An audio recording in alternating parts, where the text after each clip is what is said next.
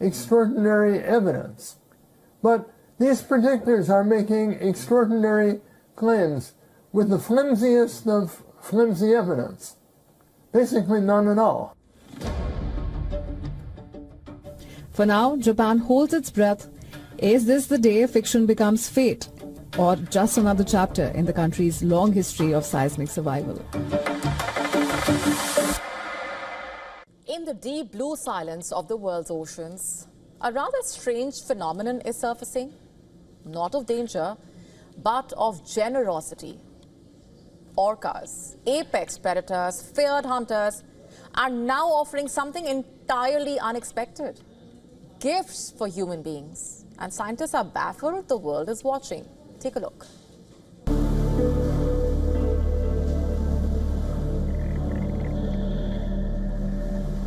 From the crushing depths of the ocean emerges a mystery that defies all understanding.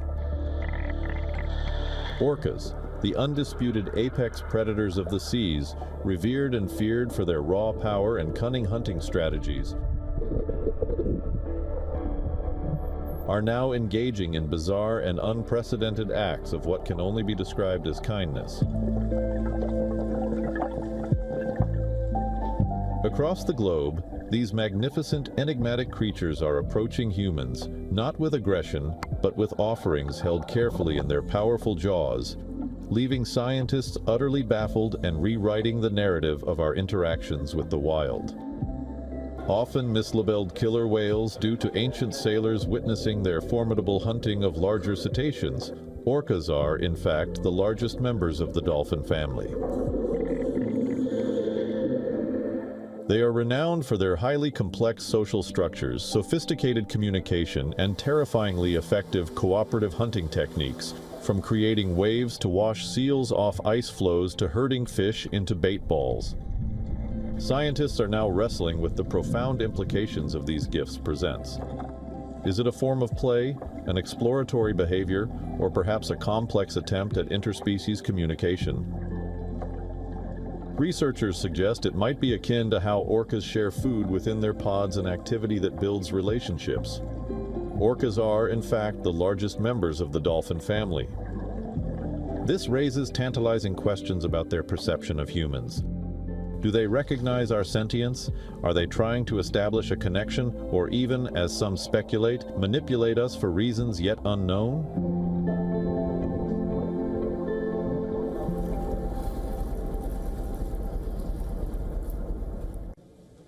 On to Japan now, where there is a new burger in town going by the name of Sumo Burger.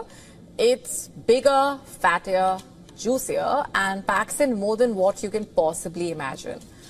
It's inspired by sumo wrestlers, as the name suggests, and their mammoth appetite.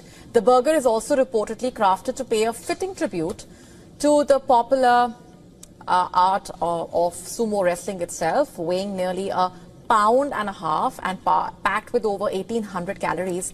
The sumo burger is layered with 5 all-beef patties, 4 slices of cheese, bacon, tomato, lettuce, pickles, drips with a variety of sauces, including mayonnaise, mustard, ketchup.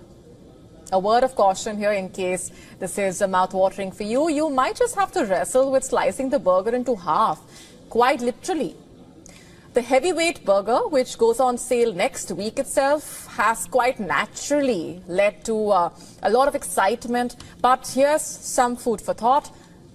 Will it also weigh heavy on your heart? Given the massive calorie count and the sheer amount of carbs it will manage to stuff.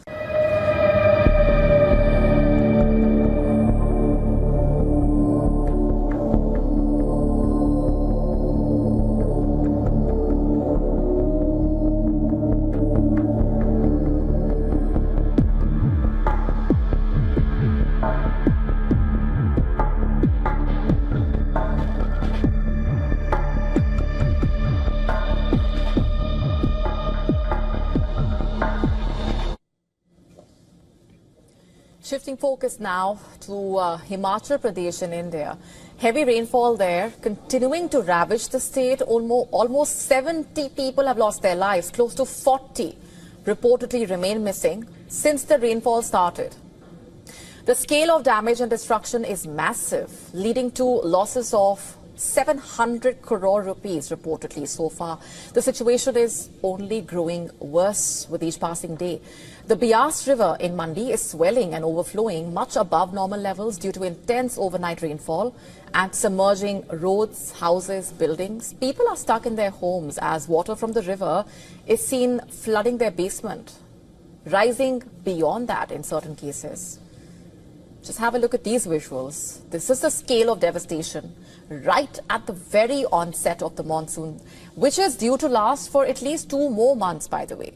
And it's not just rainfall that is making lives miserable. Incidents of unprecedented cloudbursts reported at 14 locations, alongside floods, landslides. In fact, for transport or daily commute as well, this is becoming a major hurdle. Mandi district, particularly the Tunag subdivision, remains the worst affected, with power outage reported in over 330 locations and water supply hit in 784 areas. 784 areas. The NDRF, or the National Disaster Response Force, is conducting an intense search operation in the region, and the Chief Minister has confirmed that the damage is extensive, with roads and water projects affected. Electricity wires, telephone lines, poles have been uprooted, causing significant losses in many parts. Also saying that he spoke with the Union Home Minister, who has assured full assistance in this hour of distress. Since the rains began, 69 people have lost their lives, 37 people are missing, 110 people have been injured, and damages worth rupees 700 crores have been incurred. Roads and water projects have been damaged, electricity wires and poles have been uprooted, causing significant losses. SI also spoke with the Union Home Minister, and he has assured us of full assistance, and a central team is arriving today to assess the damages.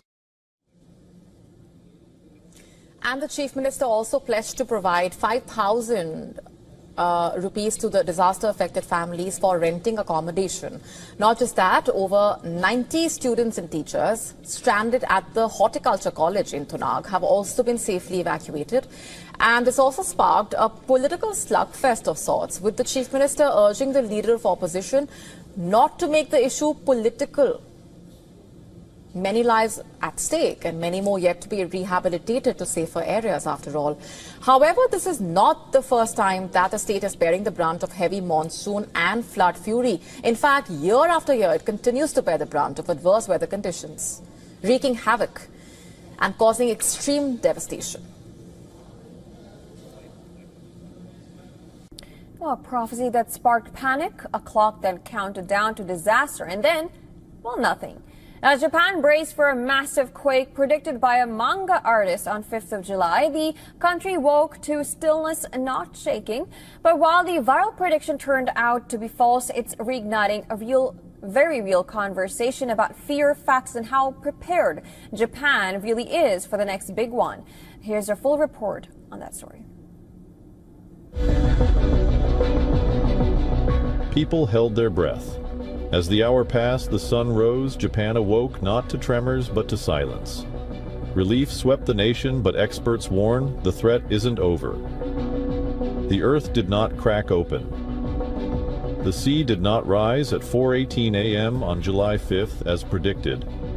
A manga artist's viral prophecy of a catastrophic earthquake predicted to erupt from the depths of the Pacific between Japan, Taiwan, and the Philippines failed to materialize. The forecast had fueled mass speculation, flight cancellations, and endless social media chatter. What made this prediction so viral and scary to many is the fact that about 1,000 earthquakes rattled the Tokara Island chain south of the Kyushu region in Japan. But when the clock struck, nothing came. The viral prophecy failed. There was no megaquake or tsunami. Yet beneath the surface of relief lies a deeper truth. Science says Japan isn't out of danger. Geologists and disaster agencies quickly stepped in to calm the hysteria while reaffirming a more pressing reality. Japan remains one of the most quake-prone countries in the world. Japan's meteorological agency reminded citizens that while manga can't predict earthquakes, seismic activity is constant and sometimes sudden. The agency called any such prediction a hoax and disinformation.